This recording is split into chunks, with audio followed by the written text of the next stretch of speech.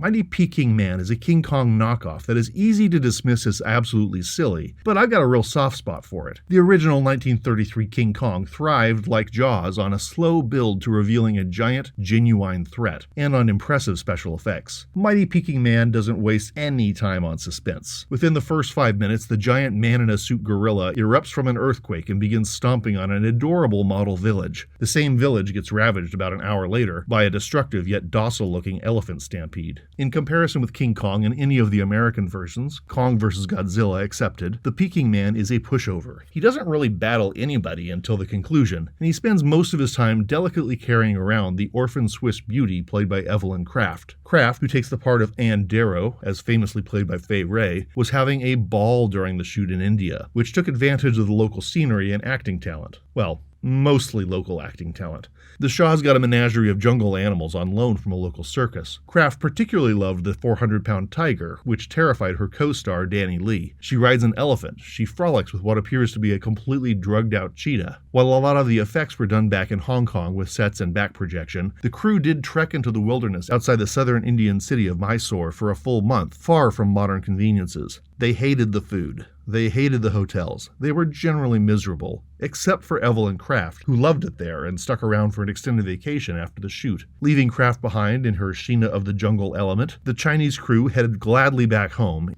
Danny Lee's character in this is awful. Probably the dumbest role he ever had outside Super Inframan. Ku Feng plays the baddie admirably as always, but the real stars of the film, besides Evelyn Kraft's leather bikini, are India and Hong Kong. The producers obviously are pushing the adventurousness of the Indian wilderness, but from a modern standpoint, the snapshot of 1970s Hong Kong is equally appealing. There are shots of Jardin House, what I believe is Happy Valley Racetrack, and even a sampan ride past Jumbo Seafood, the world's largest floating restaurant. But let's face it, you watch this movie not for all the money poured into the locations, but for the kitsch. Bad special effects, and that spaced-out cheetah. Evelyn Kraft and Danny Lee constantly running everywhere for no reason.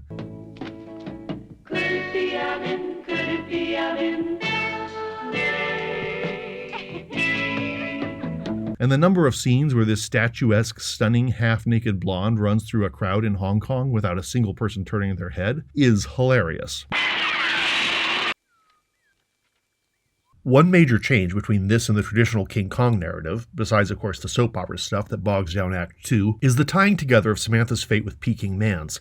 He raises her from childhood and presumably helps her survive in the jungle. The original Kong is a brute whom we admire for his chutzpah. Dino De Laurentiis made Kong a victim of environmental pillaging, and Peter Jackson worked really hard to build a magical, nearly romantic bond between Anne and the ape. But here, Samantha and the Peking Man are a family, and he's clearly sad to see his little girl getting on with some interloper. And when Ku Feng tries to rape her, that man's as good as dead. At the end, both Samantha and the giant gorilla are shot down by army helicopters. We don't get... It wasn't the airplanes. It was beauty killed the beast.